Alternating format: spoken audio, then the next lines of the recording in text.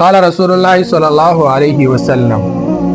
لا يؤمن احدكم حتى يحب لاخيه ما يحب لنفسه. نبی علیہ الصلوۃ والسلام حدیث مبارک دی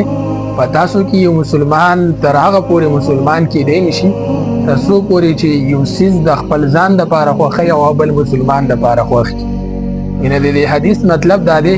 چې یو انسان د ځان د لپاره کم یو سیز خوښي هغه شانی د بل انسان د لپاره خوښي چې تاسو سره څوک مشوره کوي نو په کار د چې هغه انسان ته داسې مشوره ورکړي چې په هغه کار کې ته څنګه خپل ځان لپاره مطمئن او فائدہ ګوري په کار د چې دا هغه انسان لپاره هم فائدہ وګوري او د هغه په هغه کار باندې مطمئن کی او هغه شانتي مشوره ولا ورکړي ورنه کته د هغه د تاوان د لپاره او د هغه د خسارې د لپاره هغه ته مشوره ورکړي نو الله رب العزت به ګوره د قیامت پرون به ستانه ته پوس کوي ځکه چې تا د هغه سره بیا په هغه مشوره کې خیانت کړې